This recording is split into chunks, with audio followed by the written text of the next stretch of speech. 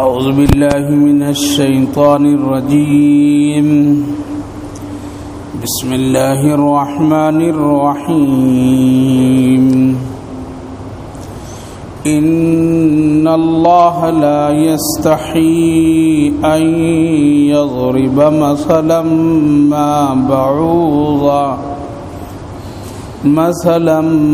ما بعوضة فما فوقها فأما الذين آمنوا فيعلمون أنه الحق من ربهم وأما الذين كفروا فيقولون ماذا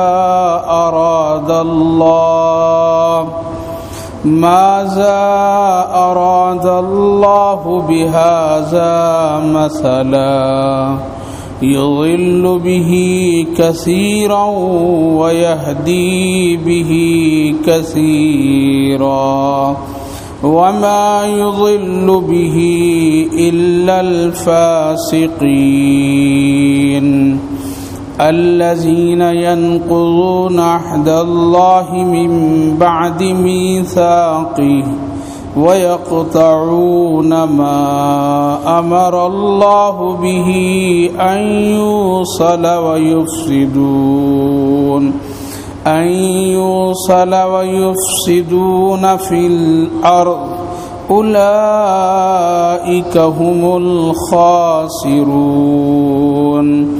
كيف تكفرون بالله وكنتم أمواتا فأحياكم ثم يميتكم ثم يحييكم ثم إليه ترجعون. هو الذي خلق لكم ما في الأرض جميعا ثم استوى إلى السماء فسواهن 7 سماوات وهو بكل شيء عليم. صدق الله العظيم. إن الله لا يستحي أن يضرب مثلا ما بعوضة فما فوقها. بے شک اللہ تعالیٰ کو اس بات سے کوئی عار اور شرمندگی نہیں ہے یہ کہ وہ مثال میں بیان کرے مچھروں کی یا اس سے بھی کوئی بڑی چیز. فَأَمَّا الَّذِينَ آمَنُوا فَيَعْلَمُونَ أَنَّهُ الْحَقُّ مِنْ رَبِّهِمْ. بس جو لوگ ایمان لائے اللہ پر تو وہ اس کو جان کر کے یہ کہتے ہیں کہ بے شک یہ حق ہے میرے رب کی طرف سے. وَأَمَّا الَّذِينَ كَفَرُوا فَيَقُولُونَ مَاذَا أَرَادَ اللَّهُ بِهَذَا مَثَلًا. اور جو لوگ کافر ہیں اللہ کا انکار کرتے ہیں وہ لوگ کہتے ہیں کہ اس مچھر کے بیان کرنے سے اللہ کا کیا مراد ہے. یضل به کثیرا ویہدی به کثیرا. اس کے ذریعے سے بہت سارے لوگ گمراہ ہو گئے اور بہت سے لوگ ہدایت پا لی ہیں. وما یضل به الا الفاسقین. اور گمراہ تو وہی لوگ ہوئے جو گنہگار ہیں فاسق ہیں. بزرگوں اور دوستوں اس سے پہلے جو آیتیں گزری ہیں جس میں اللہ تعالیٰ نے اپنی پہچان اس طرح بتایا تھا کہ ہم ہی تمہارا معبود ہیں اور ہم نے تم کو پیدا کیا ہے پھر تم ہماری عبادت کرو تاکہ تم متقی اور پرہیزگار بن جاؤ. اور پھر اللہ اپنی نعمتوں کا ذکر کیا تھا اس طرح کہ ہم تمہارے لیے زمین کو بچھونا بنایا ہے اور آسمان کو چھت بنا دیا ہے. پھر آسمان سے ہم پانی اتارتے ہیں اور مختلف تمہارے لیے روزی پھل فروٹ تیار کر دیتے ہیں اور تم کو ہم پھر کھلاتے پلاتے ہیں. تم ہمارے ساتھ کسی کو شریک نہیں بنانا. اس کے بعد پھر اللہ تعالیٰ نے قرآن کریم سے متعلق میں فرمایا تھا یہ کتاب اس میں کسی طرح کوئی شک نہیں ہے، ہم حضرت محمد الرسول اللہ پر اس کو اتارا اور یہ ایک ایسی کتاب ہے اس کے مقابلے میں کوئی بنا بھی نہیں سکتا ہے، کوئی اکیلے بھی نہیں، پوری جماعت مل کر، پوری دنیا مل کر اگر بنانا چاہیں تو اللہ فرما دیا فَإِن لَّمْ تَفْعَلُوا وَلَن تَفْعَلُوا، ہرگز نہیں بنا سکتے ہو۔ جب اللہ اتنی چیلنج کے ساتھ یہ کہہ رہا ہے تو اب دنیا کو ہاتھ چھوڑ دینا چاہیے اور کسی کو اس کی طرف پھر غلط قدم نہیں اٹھانی چاہیے۔ پھر اللہ تعالیٰ نے فرمایا کہ اگر تم اچھے بن جاؤ گے تو بہت اچھا ہے، ورنہ جہنم کو ہم تم سے بھر دیں گے اور آگ تمہیں سے جلے گی۔ تو میرے بھائی بزرگوں، اللہ تعالیٰ نے ڈرایا بھی ہے اور خوشخبری بھی سنا ہے، اور اگر اچھے بنو گے تو ایسی جنت جس کے نیچے نہریں جاری ہوں گی اور جہاں تمہیں طرح طرح کے کھانے پینے کی چیزیں ملے گی، اور پھر تمہاری خوبصورت اور حسین تمہاری بیویاں ہوگی جو کبھی وہ ناپاک نہیں ہوگی، ہمیشہ پاکیزہ رہے گی، اور تم کو ہمیشہ جنت میں رہنا پڑے گا۔ اس کے بعد اس آیت کریمہ کی جس کی تلاوت ہم نے ابھی کی ہے، اس میں اللہ تعالیٰ نے بڑی عجیب و غریب بات ارشاد فرمایا، اور یوں فرمایا کہ ہمارے لیے اللہ تعالیٰ فرما رہا ہے اللہ کو کوئی شرم نہیں اس بات کی، کوئی عار نہیں ہے اس بات کی کہ ہم اپنے کلام میں قرآن میں مچھروں کا ذکر کروں، یا اس سے بڑا کوئی جانور کا ذکر کروں، یا اس سے کوئی اور چھوٹے جانور کا ذکر کروں، میرے لیے کوئی عار نہیں ہے۔ کیوں؟ اس لیے کہ سب کا پیدا کرنے والا اللہ ہے۔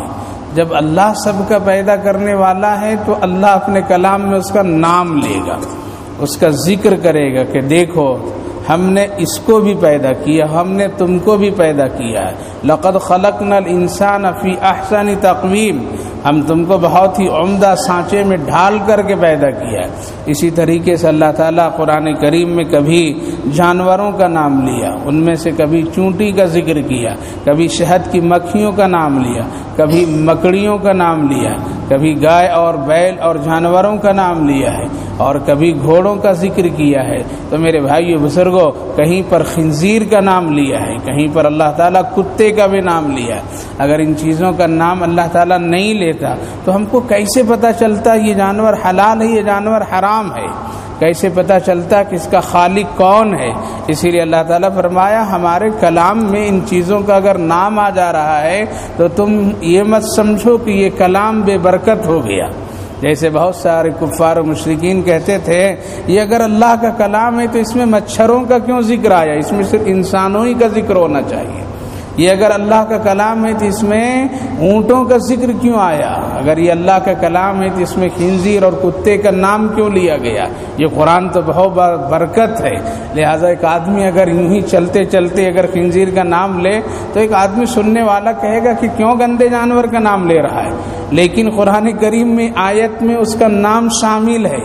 اب اگر ایک حافظ صاحب اگر نماز تراویح میں وہ آیت پڑھ رہا ہے تو اس کا پڑھنا ضروری ہے۔ اگر کوئی حافظ یہ سمجھ کر کے یہ خنزیر کا نام ہے، یہ کتے کا نام ہے، لہذا یہاں سے تھوڑا سا کٹ کر دو اور اس نام کو ہٹا کر کے آگے پیچھے جوڑ کر کے پڑھ لیں گے، کوئی دنیا کا عالم اور حافظ اس کو قبول نہیں کرے گا۔ پیچھے سے ایک آدمی لقمہ دے گا کہ تم یہاں پر لفظ خنزیر، جملہ خنزیر چھوڑ رہا ہے۔ تو میرے بھائی بزرگوں، کیوں؟ جب اللہ نے نام لیا تو لینے میں کوئی حرج نہیں۔ اللہ نے اس کو پیدا کیا ہے تو اس کا ذکر بھی کیا ہے۔ جس طرح سے کمپنی سے ایک چیز بنائی جاتی ہے تو وہاں چھوٹی چیز بھی ہوتی، بڑی چیز بھی ہوتی ہے۔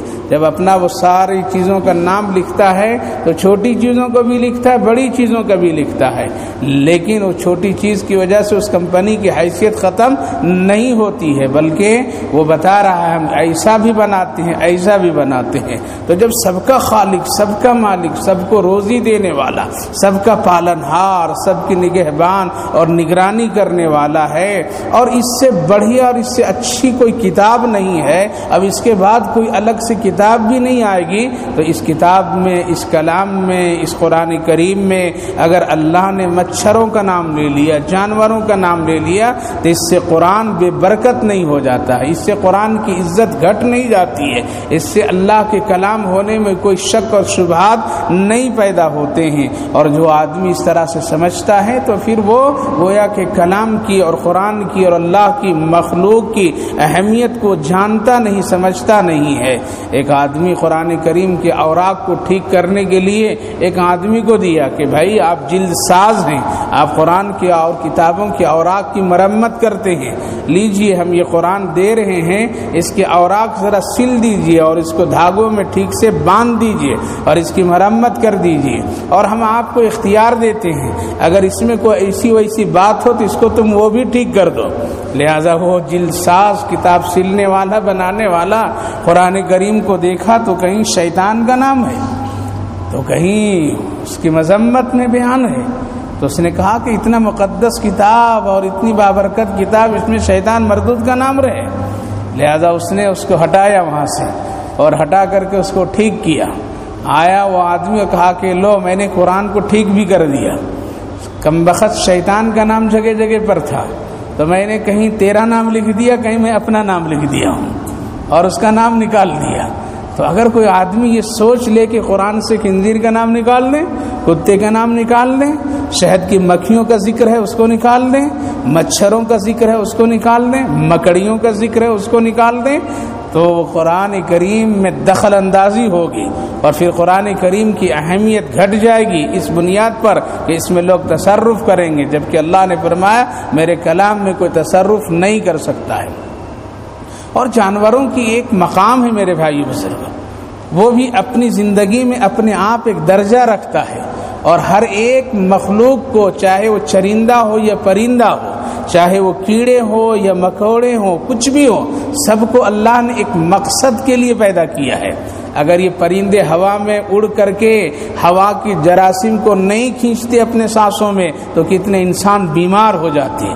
زمین سے جو جراثیم نکلتی ہیں اگر وہ کیڑے مکوڑے جذب نہیں کرتے تو کتنے انسان کی صحت خراب ہو جاتی ہے۔ تو میرے بھائی بزرگوں، اللہ تعالیٰ نے حکمتاً مصلحتاً ایسوں کو پیدا کیا اور پھر اس میں کمال اور خوبی رکھا ہے۔ جب بیت اللہ شریف کو ڈھانے کے لیے اللہ تعالیٰ نے ذکر کیا ہے اس پرندے کا، ابابیل کا ذکر کیا ہے، نہیں کون تھے اس وقت میں وہاں پر میں، کون انسان تھا اس وقت میں وہاں پر مقابلہ کرنے کے لیے؟ سب چلے گئے۔ خود نبی اکرم صلی اللہ علیہ وسلم کے دادا ابراہ کے پاس گئے، کہا کہ بھائی میرا اونٹ دے دو۔ کہا کہ تم کیسا متولی ہے، خانہ کعبہ کے کیسا تم محافظ ہے، میں تو ڈھانے کے لیے آیا ہوں اور تم اونٹ کی فکر کر رہا ہے۔ تو انہوں نے کہا کہ میں اونٹ کا مالک ہوں، اس کا مالک وہ ہے، مجھ کو دے دو اونٹ، میں اپنا لے کر کے جاؤں گا، اس کا مالک وہ، اس کی حفاظت کر لے گا۔ اللہ اکبر۔ پھر پورا مکہ خالی ہو گیا اور حضرت نبی اکرم صلی اللہ علیہ وسلم کے دادا سب کو لے کر کے دور چلے گئے، پورا مکہ خالی ہے، ایک انسان بھی نہیں ہے، اور ابراہ اپنی پوری طاقت اور شہنشاہیت کے ساتھ 60,000 ہاتھیوں پر لشکر کو بیٹھا کر کے لا رہا ہے، اور اب نہ تب بیت اللہ کی اینٹ سے اینٹ بجا دینے کی تیاری میں آ رہا ہے۔ تو دیکھیے اب کس مخلوق سے اللہ کام لے رہا ہے۔ اگر انسان یہ کہے کہ میں بہادر، میں اللہ کی بہت زیادہ عبادت کرتا ہوں، اللہ کی گھر کی بہت محافظت کرتا ہوں، تو ایک طرف پرندہ کہتا ہے آؤ ذرا دیکھو میرے کمال کو دیکھو، ابابیل کہہ رہا ہے کہ دیکھو میرا کام دیکھو، اور اللہ نے لیا نہیں لیا 60,000 ہاتھیوں کو کس طرح سے اللہ نے ابابیل کو حکم دیا، بس ایک ایک کنکر لو گراؤ، گرانا تیرا کام ہے، بھوسا بنا دینا میرا کام ہے۔ طیرا ابابیل ترمیہم بحجارۃ من سجیل فجعلہم کعصف مأکول۔ اس پرندے کا نام کہاں ہے؟ قرآن کریم میں۔ اب اگر کوئی آدمی کہے گا کہ اس کا نام کیوں آ گیا، ارے اس کا نام اس لیے آیا کہ اس نے کمال کر کے بھی دکھا دیا ہے، اللہ کی گھر کی حفاظت کے لیے اپنے آپ کو پیش کر دیا، اور اللہ تعالیٰ آج ایک چھوٹے سے پرندے سے اس لیے کام لیا تاکہ دنیا والے کے نشہ ٹوٹ جائے کہ اللہ چاہتا ہے تو ایک معمولی سے پرندے کو مضبوط طاقت والا جانور کو بھی ہلاک کر سکتا ہے۔ لہذا 60,000 ہاتھی مر پڑے، بھوسا ہو گئے۔ طائرا ابابیل ترمیہم بحجارۃ من سجیل فجعلہم کعصف مأکول، کھائے ہوئے بھوسے کی طرح ہو گئے اور ارد گرد پڑے ہوئے ہیں، بدبو بیماری پھیلنے والی ہے۔ نبی اکرم صلی اللہ علیہ وسلم کے دادا حاضر ہوئے، بیت اللہ شریف کے طواف کیے اور ہاتھ اٹھا کر کے دعا کیے، اللہ میں تو صاف صفائی نہیں کر سکتا ہوں، میرے اندر اتنی طاقت نہیں کہ یہ 60,000 مرے ہوئے ہاتھیوں کو اٹھا کر کے پھینکوں اور لے جاؤں، اور کوئی بھی نہیں کر سکتا ہے۔ اللہ اپنے گھر کو خود ہی آپ پاک کر لیجئے، ہماری طاقت نہیں ہے۔ روایت میں آتی ہے کہ اتنی زور کی بارش آئی، ایسا سیلاب آیا، اتنا سخت پانی برسا کہ سب کو اللہ تعالیٰ بہا کر کے لے گیا اور پاک صاف ہو گیا۔ تو میرے بھائی بزرگوں، اب نام آئے گا ابابیل کے نہیں آئے گا؟ جب پوری دنیا ہمارے آقا حضرت محمد الرسول اللہ سے مخالفت کی اور اب تنہ تنہا حضرت سیدنا صدیق اکبر رضی اللہ عنہ ہے اور کوئی بھی ساتھ نہیں ہے، اور پورا مکہ نبی کو پکڑنے کے لیے، نبی کو نعوذ باللہ قتل کرنے کے لیے پیچھے ہیں اور انعام کے پیچھے دوڑ رہے ہیں، اور اس مقام پر پہنچ رہے ہیں، اور اس مقام پر کھڑے ہو کر کے اب کہہ رہے ہیں، کہنے والا کہہ رہا ہے، قدموں کے نشان سے یہ محسوس ہوتا ہے، انسان کی خوشبو سے یہ محسوس ہو رہا ہے کہ محمد اسی غار میں چھپا ہوا ہے اور اس کا ساتھی بھی اسی جگہ ہے۔ لیکن اللہ نے عقل کو پھیرا، پھر کہنے والا کہتا ہے اگر کوئی آدمی اس میں ہوتا تو یہ مکڑی کے جالے ٹوٹتے، اس پر انڈا گیر کر کے پھوٹتا، لیکن ہماری آنکھوں کے سامنے کبوتر اڑا ہے، ہماری آنکھوں کے سامنے یہ جالے لگے ہوئے ہیں اور اس پر انڈا پڑا ہوا ہے، پتہ یہ چلا کہ اس کے اندر کوئی بھی نہیں ہے۔ اللہ اکبر! بتلائیے اس مکڑی کا تذکرہ قرآن میں ہوگا یا نہیں ہوگا؟ اس کبوتر کا تذکرہ ہوگا یا نہیں ہوگا؟ اس کی خوبیاں اور اس کی تعریف اللہ کر کے بتائے گا نہیں بتائے گا؟ تو اسی لیے قرآن کریم میں اس کا بھی نام ہے۔ شہد کی مکھیوں کا ذکر آیا، اللہ کے رسول سرور کائنات محمد رسول اللہ صلی اللہ علیہ وسلم سے پوچھا، یا رسول اللہ شہد کے بارے میں آپ بتلائیے، اس کے کیا حکم ہے؟ تو آپ نے فرمایا یہ پاک ہے اور پاکیزہ ہے اور اس میں شفا ہے، 70 بیماریوں کی شفا ہے۔ اللہ اکبر! 70 بیماریوں کی شفا ہے۔ تو اللہ کے رسول سرور کائنات محمد رسول اللہ صلی اللہ علیہ وسلم نے فرمایا کہ اس میں 70 بیماریوں کی شفا ہے، اور آپ نے اس کے استعمال کا طریقہ بھی بتایا، اور آپ نے فرمایا چاند کی تاریخوں میں ہر مہینے کے شروع کی پہلی، دوسری اور تیسری تاریخ میں جو آدمی شہادت کی انگلی سے شہد کو چاٹ لیا کرے گا، چاہے وہ بڑا ہو یا چھوٹا ہو، عورت ہو یا مرد ہو یا بچہ ہو، تو اس مہینے میں جو بھی بیماری پیدا ہونے والی ہوگی اس کی برکت سے اللہ روک دے گا، اس کی برکت سے روک دے گا۔ پہلی تاریخ، دوسری تاریخ، تیسری تاریخ، لیکن یہ تاریخ کون سی ہوگی؟ چاند کی ہوگی، انگریزی مہینے والی نہیں ہوگی۔ اللہ کے رسول نے اسلامی تاریخ کا، آج تو ہم لوگ چاند کی تاریخ معلوم بھی نہیں ہوتے، ان لوگوں کو معلوم ہوتا ہے اگر مسجد میں آیا دیکھ لیا کیلنڈر وغیرہ تب تو پتہ چلتا ہے، ورنہ وہ بھی نہیں پتہ چلتا ہے۔ تو اللہ کے رسول نے فرمایا مہینے کی شروع تاریخوں میں، اور آپ نے اس کی کیفیت بتلائی، اور صحابہ نے پوچھا رسول اللہ یہ 70 مرضوں کی کیسے اس میں شفا ہے؟ تو آقا نے ارشاد فرمایا کہ جب مکھی جب اڑتی ہے اور سردار مکھی جب حکم دیتی ہے کہ جاؤ تم پھلوں سے رس کو چوس کر کے لاؤ اور پھر لا کر کے اپنے چھتوں میں ڈالو سب لوگ مل کر کے، تو اس وقت میں کہا جاتا ہے کہ اس وقت تک کہ تم رس نہیں چوسنا جب تک حضرت محمد الرسول اللہ پر 70 مرتبہ درود نہیں پڑھ لینا، اور جب تم پھر آ کر کے اپنے پیٹ سے اس شہد کو نگلو گے اور چھت میں جب ڈالو گے تو اس وقت تک کہ کئی نہیں کرنا جب تک کہ حضرت محمد الرسول اللہ پر 70 مرتبہ درود نہیں پڑھ لینا۔ تو یہ شفا میرے اوپر درود پڑھنے کی برکت سے آ رہی ہے۔ میرے بھائی بزرگوں، یہ شہد کی مکھیاں بھی روزانہ 70 مرتبہ پڑھتی ہے۔ آج جو انسان کہتا ہے مجھ جیسا کوئی بھی نہیں ہے، ہم جیسا کوئی مخلوق نہیں ہے، ہم سے اچھا کوئی اور نہیں ہے، آج اس کو 70 مرتبہ کیا 7 مرتبہ پڑھنا نصیب نہیں ہو رہا ہے۔ اس آقا حضرت محمد الرسول اللہ پر 7 مرتبہ درود کا ورد کرنا نصیب نہیں ہو رہا ہے۔ ضرورت تو اس بات کی ہے جس آقا حضرت نبی اکرم صلی اللہ علیہ وسلم کی برکتوں سے، آپ کے صدقے سے یہ جو ساری چیزیں ہم کو اور آپ کو ملی ہے، تو اس کو بار بار پڑھنا چاہیے، بار بار پڑھنا چاہیے۔ اس لیے میں بتلاتا ہوں بہت آسان طریقہ، اگر آپ چاہیں گے تو روزانہ 100 مرتبہ پڑھ سکتے ہیں درود شریف، اور بغیر کسی مشقت کے پڑھ سکتے ہیں، بغیر کسی تعمل کے پڑھ سکتے ہیں۔ ہر فرض نماز سے پہلے 10 مرتبہ، ابھی آئے نماز آپ نے سنت پڑھ لی، 10 مرتبہ درود شریف پڑھ لیجیے۔ اپنی جگہ سے فرض نماز اور سنت پڑھنے کے بعد اٹھنے سے پہلے 10 مرتبہ پڑھ لی، کتنے ہو گئے؟ 20 ہو گئے نا۔ 5 نماز اگر آپ پڑھ رہے ہیں تو کتنے ہو گئے؟ 100 ہو گئے نا۔ آسانی سے ہو گیا کام۔ یہ بیٹھا ہوا آدمی مسجد میں پنکھوں کو دیکھ رہا ہے، بیٹھا ہے آدمی مسجد میں ادھر ادھر دیکھ رہا ہے، بیٹھا ہے آدمی مسجد میں کسی سے بات کر رہا ہے، بیٹھا ہے مسجد میں مسجد کی کچھ کمی کو دیکھ رہا ہے کہ بولنا ہے ذمہ داروں کو، بولنا ہے کام کرنے والوں کو، یہ دیکھ رہا ہے بیٹھ کر کے. لیکن اگر وہ تھوڑا سا وقت لگا دے اور 10 مرتبہ نماز کے شروع سے پہلے 10 مرتبہ نماز کے بعد تو کتنا ہو گیا 20، اور 5 وقت کی نماز پڑھ رہا ہے تو کتنا ہوا 100، ایک وقت کا نماز پڑھتا ہے تو کتنا ہوا 20، اور 3 وقت کا پڑھتا ہے تو دونوں طرح کے لوگ ہیں نا. یہاں تو 3 والے بھی ہیں، بازار میں چلو پڑھ لیا، ظہر پڑھ لیا، عصر پڑھ لی، مغرب پڑھ لیا، گھر آیا عشاء چھوڑ دیا ہے، فجر تو ماشاءاللہ بستر پر سب نماز ہے. کہاں بستر پر سب نماز ہے. کہاں گئے ہوں مسلمان؟ کیا دکانیں کھلی ہوئی؟ ابھی سو رہا ہے. تو 5 وقت میں اگر درود پڑھیں گے تو 100 مرتبہ ہو گیا. سوچ لیجئے کہ ایک ہفتے میں کتنی نمازیں ہوئی؟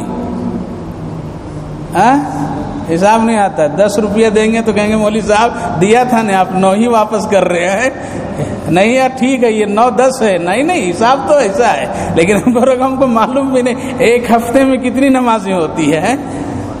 اگر 35 یا 40 نمازیں ہو رہی ہیں تو اب حساب لگا کر کے دیکھیے، روزانہ 100 ایک ہفتے میں آپ 8 دن میں 800 حضرت محمد رسول اللہ پر درود بھیج سکتے ہیں اور آسانی سے. پھر یہ ذخیرہ اتنا جمع ہوگا میرے بھائیو بزرگوں، پھر یہ ذخیرہ اتنا جمع ہوگا میری ماں بہنوں کہ کل قیامت میں درود پاک کی برکت سے حضرت محمد رسول اللہ کی سفارش نصیب ہوگی، شفاعت نصیب ہوگی. حضرت نوشیروان عادل بھٹک گئے جنگل میں اور پیاس کی تڑپ میں چلتے گئے تو ایک چرواہا بکری چرانے والا ملا. کہا کہ کہاں جا رہے؟ کہا کہ پیاسا ہوں، پانی ہونا مجھ کو. کہا کہ آئیے میں پانی پلاتا ہوں. لے گئے کنویں پر 8 سال 9 سال کا بچہ. کہا کہ پانی چاہیے. بس اس نے پانی میں تھوکا اور تھوکنا تھا کہ پانی اوپر آ گیا. بچے نے کہا کہ وضو کیجئے، پانی پیجئے، غسل کیجئے، کیا کیا کرنا کر لو، خوب پی لو، جب تک کہ تم شکم سیر نہیں ہو جاؤ گے اس وقت تک یہ پانی نیچے نہیں جائے گا. اب وہ تو زیادہ پیاسے بھول گئے پیاس پانی کو. وہ تو سمجھ رہا ہے نہ ڈول ہے نہ رسی ہے نہ کچھ بھی ہے، آخر یہ پانی اوپر آیا کیسے؟ کہا کہ بیٹا اس وقت تک کہ پانی نہیں پیوں گا جب تک کہ تو بتا یہ پانی اوپر کیسے آ گیا. کہا کہ بکری چراتے میں 21,000 حضرت محمد رسول اللہ پر درود پڑھتا ہوں. میں نے اس درود پڑھ کر کے میں نے تھوک ڈالا ہے اس میں، اسی لیے پانی آ گیا اوپر. تو میرے بھائیو بزرگوں، اس شہد کی مکھی کا اللہ ذکر کرے گا یا نہیں کرے گا؟ آج انسان یہ سمجھتا ہے کہ ہم ہی سب سے اچھا ہیں، لیکن ہم سے اچھا اور کوئی ہے، مخلوق ہے. وہ مخلوق کی بھی ایک عزت اور مقام ہے. اور انسان اگر یہ چاہتا ہے کہ نہیں ہم پڑھا لکھا ہیں اور ہم پڑھنا لکھنا جانتے ہیں اس لیے ہم اچھے، اللہ تعالیٰ نے فرمایا تم بھی تسبیح بیان کرتے ہو، دوسری مخلوق بھی تسبیح بیان کرتی ہے، تو دونوں برابر ہو گئے نا، دونوں برابر. اس کی جتنی طاقت ہے وہ اتنا کام کر رہا ہے، ہم کو جتنا اللہ دیا ہے تو ہم کو اتنا کرنا چاہیے. حضرت ابراہیم علیہ السلام کی آگ بجھانے کے لیے پرندہ آیا نہیں آیا؟ تو حضرت جبریل پوچھیں کہ یہ کیا کر رہے ہو تم؟ یہ پانی کا تیرے 2 قطرے سے ابراہیم کے علیہ السلام کے جلانے والی یہ آگ ٹھنڈی ہو جائے گی. کیا جواب دیتا ہے پرندہ؟ میری جتنی طاقت تھی وہ میں کام کر دیا، باقی کام کرنا اللہ کا ہے، باقی وہ بجھائے گا. ہم کو اللہ نے اتنی طاقت دیا ہے تو ہم اپنی طاقت کے مطابق ہم عبادت کرتے ہیں. دوسرے پرندے اتنی طاقت، ہم 1 کلو اناج کھاتے ہیں وہ 2-3 دانے سے اپنے پیٹ بھر لیتا ہے، تو اس پر عبادت اتنا ہی ہے. ہم روزانہ 3 وقت کھاتے ہیں، کوئی ہے کہ 6 مہینے میں 1 ہی مرتبہ کھاتا ہے، تو اس کی عبادت اتنا ہی ہے. تو لہٰذا اگر ہم اور آپ یہ سوچیں کہ نہیں ہم دوسری مخلوق میں بہت اچھے اس لیے ہم پڑھنا جانتے ہیں، ہم لکھنا جانتے ہیں، ہم ڈاکٹر ہیں، ہم انجینئر ہیں، ہم گھر بنانا جانتے ہیں، ہم بہت اچھے کام کرتے ہیں، نہیں میرے بھائی بزرگوں، ہر مخلوق کو اللہ اس کو زندگی گزارنے کے لیے اتنی صلاحیت دیا ہے. ایک دیکھتے ہیں پرندہ گھونسلہ لگاتا ہے نا، اور لگا کر کے اپنے کسی شاخ میں لٹکا دیتا ہے، ہوا چلتی ہے، طوفان چلتا ہے، بارش آتی ہے، لیکن وہ گھونسلہ نیچے نہیں گر رہا ہے. وہ کتنا کاریگر ہے، کس قدر ایک ایک ریشے کو جمع کیا ہے اور ملایا ہے. تو پتہ چلا جتنے علم اس کو ہے وہ اپنے حال میں انجینئر بہت بڑا ہے، بہت بڑا فنکار ہے. لکھتے ہیں ایک واقعہ دارالعلوم دیوبند کے بارے میں. جب دیوبند بنا تو چھوٹا سا مدرسہ تھا، جھوپڑیوں میں تھا. اور بہت کم لوگ اس وقت تھے، اور پورا علاقہ جنگل کا تھا، اور جنگل میں بندر بہت تھے. کیا تھے؟ جنگل میں بندر بہت تھے. روٹی باورچی جو پکاتا تھا اور ذرا نماز پڑھنے کے لیے چلا جائے تو فوراً سارے بندر آ کر کھا چلے جاتے تھے. بہت پریشانی ہونے لگے. وہ شکایت کیا تو حضرت کے قاری طیب صاحب رحمۃ اللہ علیہ کو دور زمانہ تھا، انہوں نے کہا کہ بچ بچا کر کے کام کرو، چھپا کر کے رکھو. لیکن پھر بھی وہ ڈھونڈ کر کے بندر سب کھا جاتے تھے، اب بچے بھوکے رہ جاتے تھے. باورچی نے ایک دن کہا کہ اچھا ان بندروں کی میں خبر لیتا ہوں. زہر لایا اور آٹے میں ملائے، روٹی پکا کر کے ایک طرف رکھ دیا، ٹوکرے میں رکھ دیا، اور دور بیٹھ کر کے تماشا دیکھتا رہا کہ اب تو آئیں گے بندر اور کھائیں گے زہر والی روٹی اور سب مر جائیں گے، ختم ہو جائیں گے. کل سے پھر کوئی مجھ کو پریشان نہیں کرے گا، میری روٹی باقی رہے گی، بچے گی. ایک بندر آیا، اور آنے کے بعد 2 آیا، 3 آیا، آنے کے بعد روٹی لیا. روٹی لے کر کے بندر پہلے کھاتا نہیں، پہلے ناک میں لگاتا ہے.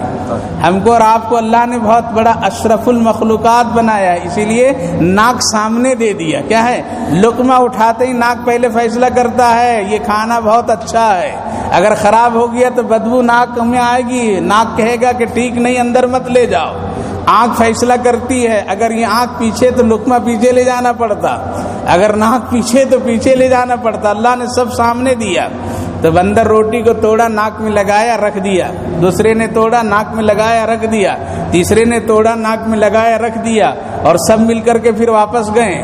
پھر ایک بڑے کو لے کر کے آئے، اور یہ باورچی اوپر سے بیٹھ کر کے سارا تماشا دیکھ رہا ہے. آیا، پھر وہ دیکھا، وہ بھی چیک کیا، وہ جانچ کیا، کہا کہ ہاں اس میں خطرہ ہے. پھر وہ سب چلے گئے، اور پھر جا کر کے بڑے کو ایک اور بلائے، وہ بھی آ کر کے جانچ کیا، چیک کیا، پھر لے کر کے گئے. اور لے آنے کے بعد میں پھر سارے بندر 100 سے زیادہ کی تعداد میں سب آ گئے، اور روٹی کے ارد گرد کھڑے ہو گئے، اور سب اب کھانا شروع کر رہے ہیں. لیکن کیا کیے؟ اب آنے میں درخت کی ایک شاخ اپنے ہاتھ میں پتے توڑ توڑ کر کے لے آئے. سب کے ہاتھ میں کیا ہے؟ ایک شاخ ہے، اس میں پتے ہیں. اب ادھر روٹی کھاتا ہے بندر، اور ادھر پتے بھی چباتا ہے، یعنی زہر کی کاٹ. بڑے ڈاکٹر نے بتایا زہر ملا ہوا ہے، لیکن اس کے کاٹ بھی موجود ہے، اس کے کاٹ بھی موجود ہے، اس کی دوا بھی موجود ہے. حضرت فرماتے ہیں کہ پوری روٹی بندر کھا کے ایک بھی نہیں مرا. اب اگر ڈاکٹر یہ کہتا ہے انسان کہ میں ڈاکٹر ہوں اس لیے تمام مخلوق میں افضل ہوں، تو اللہ فرما رہا ہے دیکھو اس کو بھی میں ڈاکٹر بنایا ہوں. بنایا نہیں بنایا؟ زہر کی کاٹ کر رہا ہے، اپنے لوگوں کو بتا رہا ہے اس میں تیرا جان کے خطرہ ہے، لیکن اس کے ساتھ ساتھ بچنے کے بھی علاج ہم بتاتے ہیں. تو میرے بھائیو بزرگوں، بہت ساری ایسی مخلوق ہے اللہ کی جو ہم سے زیادہ عبادت کرتی ہے، ہم سے زیادہ اطاعت فرما برداری کرتی ہے.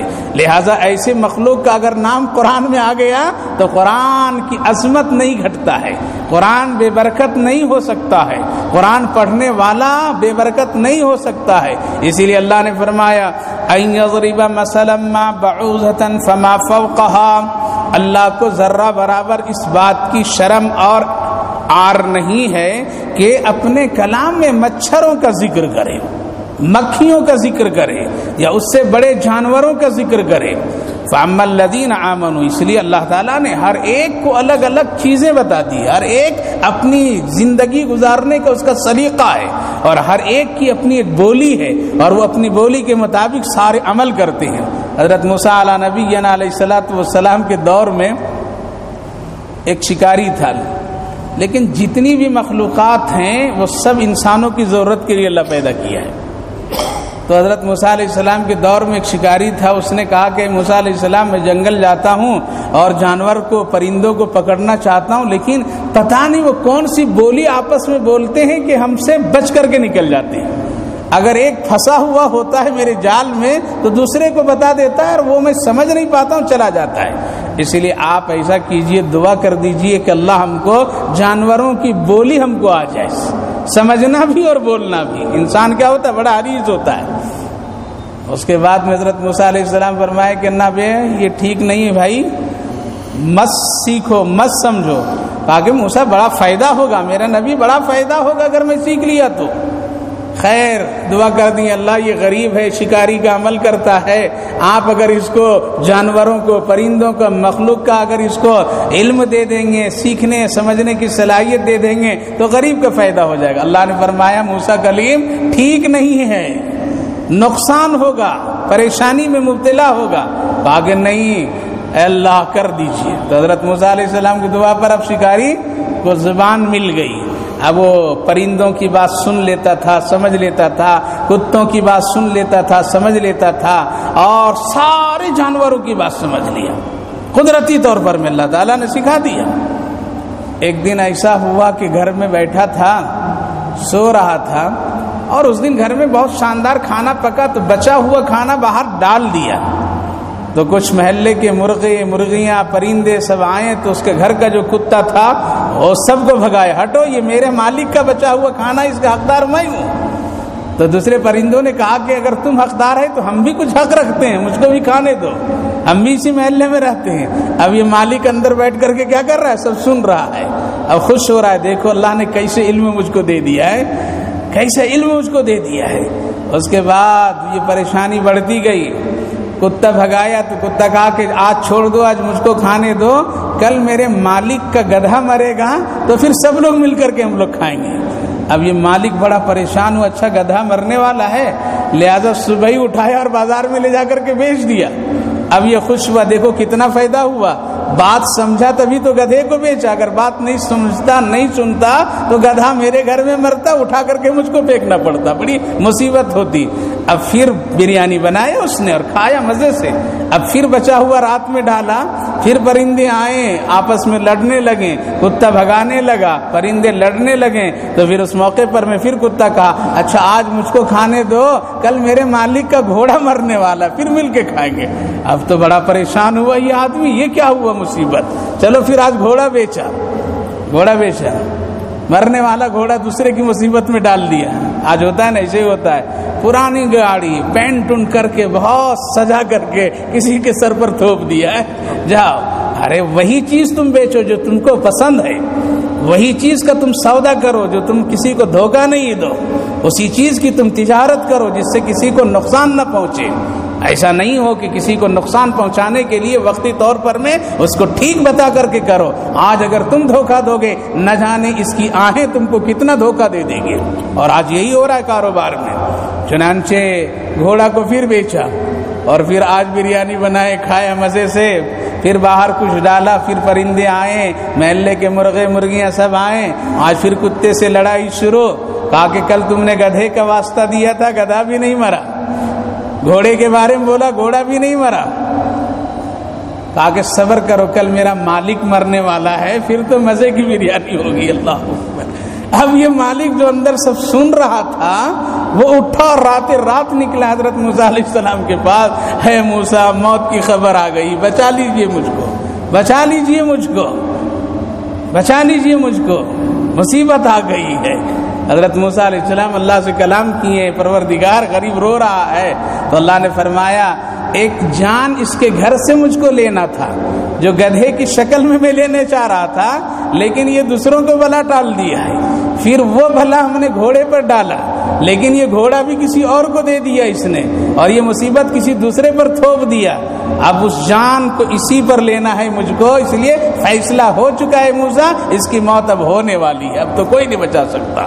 تو میرے بھائیو بزرگوں، عرض یہ کرنا ہے، جانور بھی اپنی بولی بولتا ہے، اللہ کی تسبیح و تقدیس کرتا ہے، صبح صبح بھی اپنی زبان سے وہ اللہ کی بڑائی بیان کرتا ہے، لہذا وہی آدمی سب سے اچھا، وہی مخلوق سب سے اچھا ہے جو اپنے پیدا کرنے والے خالق و مالک کا نام لے اور اس کا ذکر کرے۔ اسی لیے اللہ فرمایا مجھ کو کوئی عار نہیں، فَيَعْلَمُونَ أَنَّهُ الْحَقُّ مِنْ رَبِّهِمْ، جو لوگ ایمان رکھتے ہیں اللہ پر وہ لوگ کیا کہتے ہیں، یہ بیان کرنا بھی بہت اچھا ہے، یعنی نام لینا اللہ کا اچھا ہے، اور جو لوگ گمراہ ہیں اور کافر وہ کہتے ہیں اس پرندے کے نام لینے سے اللہ کیا چاہتا ہے، یضل بہ کثیرا، بہت سارے لوگ گمراہ ہو گئے کہہ کر کے یہ اللہ کا کلام نہیں، اللہ کا کلام ہوتا تو خنزیر کا نام نہیں آتا، کیا ہو گیا، گمراہ ہو گیا۔ ایمان والے کیا بولیں، اللہ نے اگر پیدا کیا ہے اس کا تو اس کا نام بھی لیا ہے اس میں، نام بھی لیا ہے، اس لیے یہ اللہ ہی کا کلام ہے۔ یضل بہ کثیرا ویہدی بہ کثیرا وما یضل بہ الا الفاسقین الذین ینقضون عہد اللہ من بعد میثاقہ، جو لوگ اللہ کے عہد کو توڑ دیتے ہیں اور اس کے وعدے اور عہد کو ختم کر دیتے ہیں، جبکہ اللہ نے حکم دیا ہے جوڑنے کا، لیکن یہ لوگ زمین پر فساد کرتے ہیں اور توڑ دیتے ہیں۔ اولئک هم الخاسرون، یہی لوگ نقصان اٹھانے والے ہیں۔ کیف تکفرون باللہ وکنتم امواتا فاحیاکم، کیا حال ہے ان لوگوں کا اور کیا بات ہے ان لوگوں کی کہ جو لوگ اللہ کی انکار کر دیتے ہیں، وکنتم امواتا، ایک دن اس کو مرنا ہے، ایک دن مرنا ہے، فاحیاکم، پھر ہم اس کو ایک دن زندہ بھی کریں گے، ثم یمیتکم، پھر ہم اس کو موت دیں گے، ثم یحییکم، پھر ہم اس کو زندہ کریں گے۔ کیا فرمایا اللہ تعالیٰ؟ کیا حال ہے، کیسے تم اللہ کا انکار کرتے ہو جبکہ تم تھے ایک مردہ جان، پانی کے قطرے میں کوئی جان نہیں، میاں بیوی کے تعلقات سے جو وہ پوزیشن ہوئی اس میں کوئی جان نہیں، ایک ناپاک پانی ہے۔ اللہ فرمایا امواتن، تم مردہ تھے ماں کے پیٹ میں، پانی پہنچا، پانی کو پھر خون میں اللہ تبدیل کیا، خون کو پھر اللہ گوشت بنایا، اور گوشت میں پھر اللہ تعالیٰ ہڈیوں کو جمایا، اور پھر ایک انسانی ڈھانچے اور شکل بنایا۔ 40 دن میں تبدیلیاں ہوتی رہی، اور جب شکل و شباہت سب تیار ہو گئے، ابھی اس میں جان نہیں پڑا ہے، فرشتہ کہہ رہا ہے اے پروردگار شکلیں بن گئی ہے، تو اللہ فرماتا ہے اب میں اپنا کام کرتا ہوں اور اپنی طرف سے روح ڈال دیتا اللہ تعالیٰ۔ تو پہلے تو مردہ تھا، پھر اللہ ماں کے پیٹ میں کیا کیا؟ زندہ کیا، ثم یمیتکم، اور پھر اللہ فرمایا ہم پھر تم کو موت دیں گے، ثم یحییکم، اور پھر ہم تم کو دوبارہ اٹھائیں گے۔ یہ بالکل یقینی بات ہے میرے بھائیو بزرگوں، ماں بہنوں، بالکل عقل و دماغ میں اس کو بیٹھا لیجیے، مرنا طے ہے ایک دن، مرنا طے ہے ایک دن، اور پھر مرنے کے بعد زندہ ہونا بھی طے ہے۔ اسی لیے موت ایک ایسی عجیب و غریب چیز ہے، نہ اس کا کسی نے انکار کیا ہے، نہ انکار کرنے والا بنا ہے، اور نہ دنیا میں کوئی بن سکتا ہے، اور موت سے بچنے کی کوئی دوا نہیں ہے۔ آج جو دوا جو مل رہی ہے وہ صحت کو تھوڑی سی ٹھیک ٹھاک کرنے کے لیے، موت سے بچنے کے لیے نہیں۔ اگر موت سے بچنے کی کوئی دوا ہوتی تو کسی ہاسپٹل سے مردہ نہیں نکلتا، بلکہ سب زندہ آتے۔ لیکن میرے بھائیو بزرگوں، دوا جو ہے وہ صحت کو بحال کرنے کے لیے، صحت میں جو کمزوری اس کو تھوڑی دیر کے لیے ٹھیک کرنے کے لیے، لیکن وہ موت سے نہیں بچا سکتی ہے۔ ایسا نہیں ہو سکتا ہے کہ علاج سے آدمی جو مرنے والا تھا 1 سال اور آگے بڑھ جائے گا، ہاں کمزوریاں ٹھیک ہو جائے گی، طاقت بحال ہو جائے گی، صحت اچھی ہو جائے گی، لیکن موت سے نہیں کوئی آدمی بچ سکتا ہے۔ اسی لیے کسی نے تعریف عجیب و غریب کیا ہے۔ لندن میں ایک موت کے سلسلے میں کانفرنس منعقد ہوئی جس میں بہت بڑے بڑے لوگ پہنچے، اور یہ کہا گیا کہ موت کے بارے میں ذرا بولو کیا ہے اس کی حقیقت۔ تو کسی نے کہا کہ موت بڑی بری چیز ہے، وہ جس کو آ جاتی ہے وہ دنیا سے چلا جاتا ہے۔ عورت کو آئی تو وہ شوہر کو چھوڑ کے چلی جاتی ہے، شوہر کو آیا تو عورت کو چھوڑ کر کے چلا گیا، بیٹے کو آیا تو ماں باپ کو چھوڑ کر کے چلا گیا، ماں باپ کو آیا تو اولاد کو چھوڑ کر کے چلا آیا، یتیم بنا دیتی ہے یہ موت۔ لوگ الگ الگ تعریفیں کی ہیں، اس کی خرابیاں بیان کی ہیں اور لمبی چوڑی باتیں کی ہیں۔ ہمارے ہندوستان کے علامہ ڈاکٹر اقبال صاحب مرحوم نے عجیب و غریب بات کی۔ انہوں نے 2 جملے میں موت کی حقیقت کو سمجھایا۔ کیا کہا؟ موت عارضی زندگی کے خاتمے کا نام ہے اور دائمی ہمیشہ زندگی کے آغاز کا نام ہے، ہمیشہ زندگی کے آغاز کا نام ہے۔ ہمیشہ کی زندگی اسی وقت پائیں گے جب یہ دنیا کی زندگی ختم کریں گے، یہ جب ختم ہوگی تو ہمیشہ کی زندگی پائیں گے۔ اسی لیے فرمایا عارضی زندگی کے خاتمے کا نام ہے اور دائمی زندگی کے آغاز کا نام ہے۔ موت یہی ہے میرے بھائی بزرگوں، تو سب کو آئے گی اور اللہ زندہ کرے گا، چاہے جتنا بڑا گنہگار پاپی ہو۔ اللہ کے حبیب سرور کائنات محمد رسول اللہ صلی اللہ علیہ وسلم نے ارشاد فرمایا، مرنے والا گنہگار اپنی اولاد کو یہ وصیت کرتا ہے کہ اگر میں مر جاؤں تو مرنے کے بعد میرے جسم کے 3 حصے کرنا، پہلے تم اس کو آگ میں جلانا اور جلا کر کے اس کے خاک کو 3 حصوں میں تقسیم کرنا، ایک حصہ اس کو راکھ میں بنا کر کے ہوا میں اڑا دینا، اور ایک حصہ اس کو مٹی میں دفن کر دینا، اور ایک حصے کو پانی میں ڈال کر کے بہا دینا۔ اللہ اکبر! تاکہ میں اللہ کے سامنے دوبارہ حاضر نہیں ہو سکوں. اللہ فرما رہا ثم یمیتکم ثم یحییکم، پھر ہم تم کو زندہ کھڑا کر دیں گے. اللہ اکبر. بچوں نے صحیح کیا، جلایا، جلانے کے بعد مٹی میں دفن کیا، ہواؤں میں اڑایا اور پانی میں ڈال کر کے بہا دیا. اللہ نے فرمایا اے پانی جمع کر دو اس کے ریزے ریزے کو، اے ہوا لاؤ میرے سامنے اس کے ریزے ریزے کو، اے مٹی اگا دو میرے سامنے. اب سب کیا ہو گئے؟ جمع ہو گیا اور انسان تیار ہو گیا. اللہ نے پوچھا کیوں ایسا کیا؟ اللہ کے رسول سرور کائنات محمد رسول اللہ فرما رہے ہیں کیوں ایسا کیا؟ اب بندہ مجبور ہے، اب کہہ رہا ہے رب کریم آپ کے سامنے حاضر ہونے کی ڈر سے میں نے ایسا کیا. اللہ نے فرمایا چلو کم سے کم اتنا تو ڈرا، اس کے لیے تیری مغفرت کر دیتا ہوں، جاؤ مغفرت کر دیتا ہوں. تو ڈریے کبھی اپنے دل میں نرمی پیدا کیجیے. اتنا نہ سخت دل ہو جائیے کہ کبھی گناہ کرنے کے بعد اس کا احساس ختم ہو جائے. ایسا نہ ہوئیے میرے بھائیوں، بزرگوں، ماں بہنوں. کبھی ایک پل بھی خدا سے تو ڈرو، کبھی ایک گھڑی تو اللہ سے محبت کرنے والے بنو، کبھی ایک پل بھی اللہ کے ڈر اور خوف سے اپنے آپ کو، دلوں کو نرم کر لو اور اپنے آنکھ سے آنسو کے قطرے ذرا سا نکال دو اپنے رخساروں پر. قسم خدا کی اللہ سمندر بھر گناہوں کو معاف فرما دے گا اور رب کریم ہے. اسی لیے جمع کر دیا اللہ تعالیٰ. پتہ چلا کہ مرنے کے بعد زندہ ہونا ہے. ہمارے آقا حضرت محمد رسول اللہ صلی اللہ علیہ وسلم مکہ میں اعلان کیے، سنائے اور بیان کیے اے لوگوں ایک دن مرنا ہے. ثم یمیتکم ثم یحییکم. ایک کافر آ کر کے کھڑا ہوا نبی کے سامنے اور اس حال میں آیا کہ اپنے ہاتھ میں بوسیدہ ہڈی کو لے کر کے آیا اور اس کو ہاتھوں سے اس طرح سے ملا اور پاؤڈر بنایا اور بنانے کے بعد پھر اس کو اپنے پھونکوں سے ہوا میں اڑا دیا اور پھر محمد عربی صلی اللہ علیہ وسلم سے کہنے لگا اے محمد کیا اس ہڈی سے بھی انسان کو اللہ کیا زندہ کرے گا؟ اور پھر مجھ کو اللہ کے سامنے حاضر ہونا ہوگا. جب کسی انسان کے ڈھانچے ختم ہو گئے، مٹی میں رل مل گئے، کیا پھر زندہ اللہ کرے گا؟ تو میرے آقا حضرت محمد رسول اللہ صلی اللہ علیہ وسلم اس آدمی کا داہنے ہاتھ یوں پکڑے اور پکڑ کر کے یوں فرمائے. جھگڑا نہیں کیے، تکرار نہیں کیے، بحث مباحثہ نہیں کیے، بلکہ کیا فرمائے؟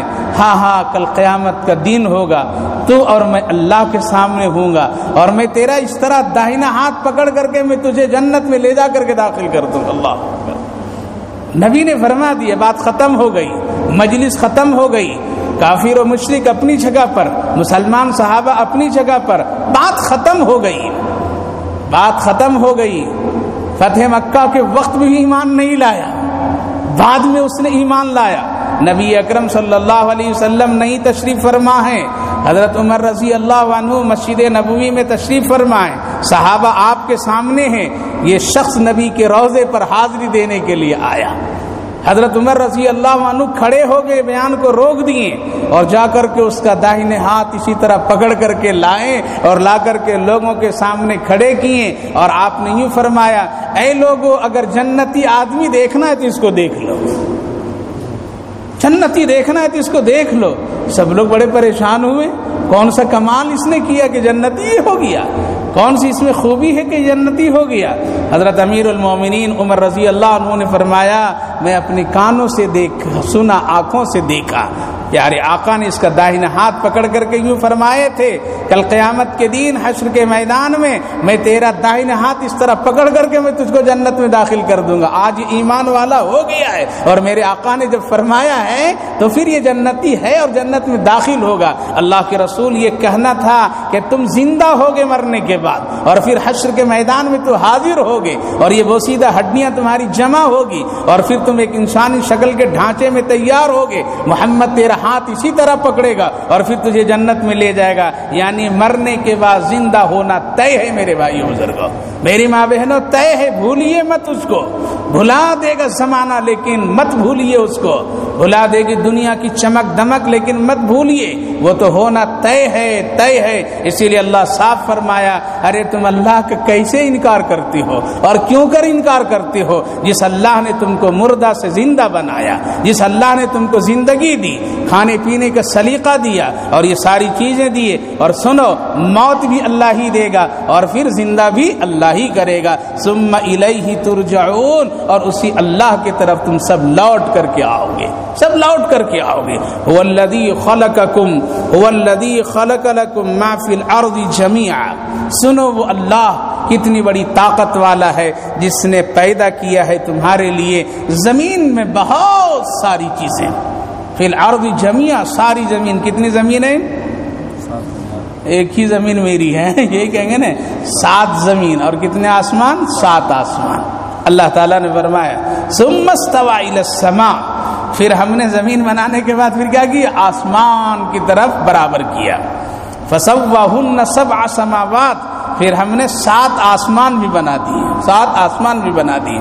یہاں زمین کو 7 نہیں اللہ نے فرمایا، صرف کیا فرمایا؟ فی الارض جمیعا۔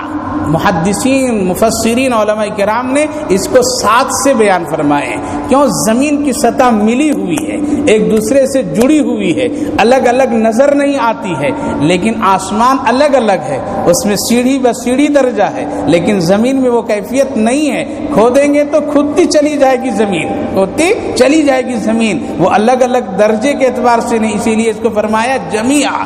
اور آسمان کے بارے میں تشریح کر دیے 7 سماوات، یہ 7 ہیں، یعنی سیڑھی بسیڑھی۔ اللہ کے رسول سرور کائنات کے لیے سیڑھیاں لگائی گئی، پھر آپ پہلے آسمان میں گئے، پھر دوسرے آسمان میں گئے، پھر تیسرے میں گئے، پھر چوتھے میں گئے، 5ویں میں گئے، اور پھر 6ٹھے میں، پھر 7ویں میں گئے۔ تو میرے بھائی بزرگوں، اسی لیے زمین بھی 7 اور آسمان بھی 7 اللہ نے بنایا 2 دن میں۔ ایک دن میں اللہ تعالیٰ نے کیا کیا؟ 2 دن میں آسمان، 2 دن میں زمین، کئی دن ہوئے؟ 4۔ 2 دن میں، ایک دن میں زمین میں ساری چیزوں کو اللہ نے رکھا، پہاڑ، دریا، سمندر، پیڑ، جنگل، جتنی چیزیں ہیں سب کو پیدا کیا، اور ایک دن میں اللہ تعالیٰ آسمان کو مزین کیا، یعنی سورج، چاند، ستارے، ان چیزوں سے، تو کل ملا کر کتنے دن ہوئے؟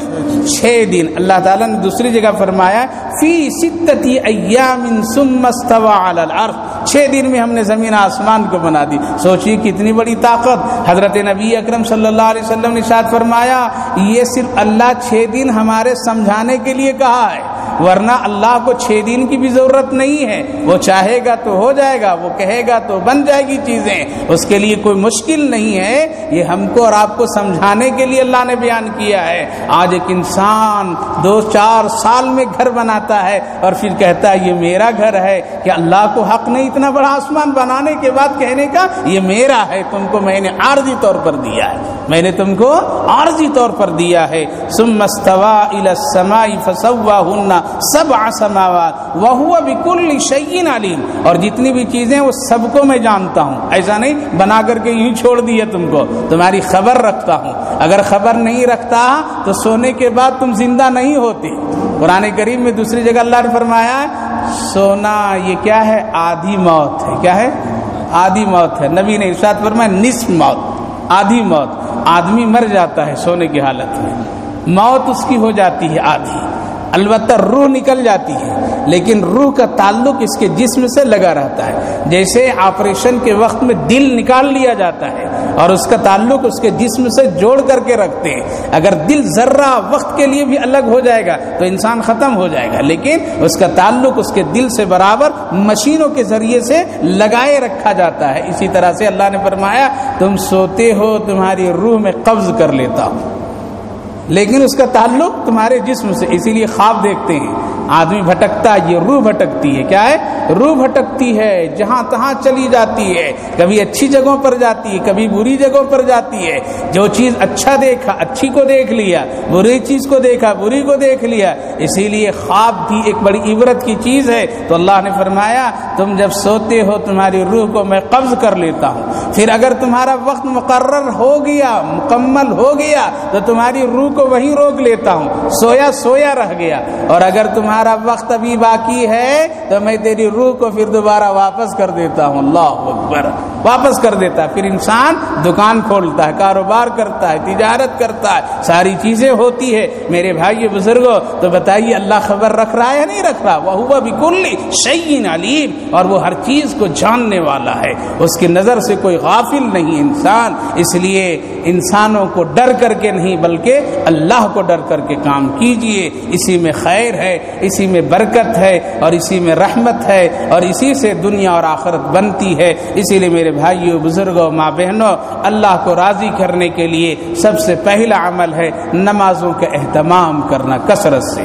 اللہ کے رسول سرور کائنات محمد الرسول اللہ سے کسی نے پوچھا, یا رسول اللہ میں سکون کی زندگی چاہتا ہوں. کیا سکون کی زندگی چاہتا ہوں, کوئی غم نہیں, کوئی فکر نہیں, کوئی ٹینشن نہیں.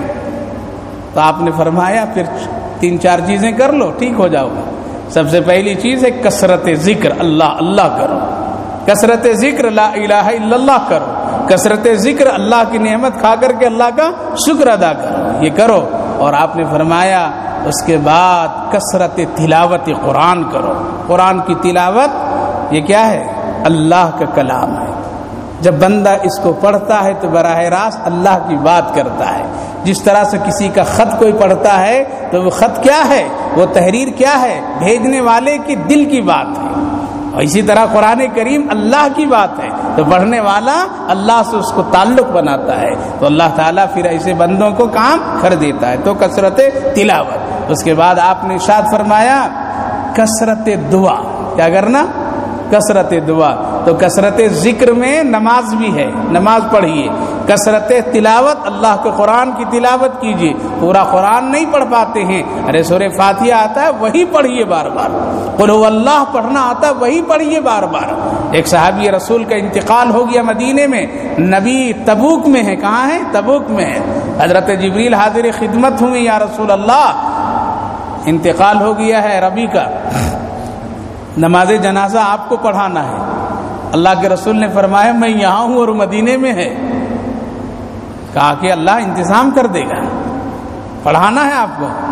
ان کا جنازہ میں اٹھا کر کے یہاں لے آتا ہوں, آپ پڑھا دیجئے, پھر اٹھا کر کے لے جائیں گے فرشتے. اللہ اکبر, اٹھا کر کے لے جائیں گے. حدیث پاک میں ہے کہ ان کی لاش کو فرشتوں نے اٹھا کر کے رسول اللہ کے سامنے پیش کیا, اور نبی نے نماز جنازہ تبوک میں پڑھایا, اور پھر فرشتے اٹھا کر کے لا کے مدینے میں چھوڑ دیے. یہاں پھر ان کا جنت البقیع میں مدفون ہوئے. وہ نبی نے پوچھا مدینے آ کر کے کون سا یہ عمل کرتا تھا جس کی بنیاد پر اتنا بڑا اس کا اعجاز کے حکم مجھ کو مل رہا ہے, فرشتے اس کی لاش کو اٹھا کر کے یہاں وہاں لے جا رہے ہیں, کون سا عمل کرتا تھا؟ بتانے والے نے حضرت جبریل علیہ السلام نے کہا یا رسول اللہ کوئی خاص بڑا عمل نہیں, لیکن روزانہ 1000 قل هو اللہ احد کی تلاوت کیا کرتا تھا. اللہ اکبر. کیا ہے مشکل؟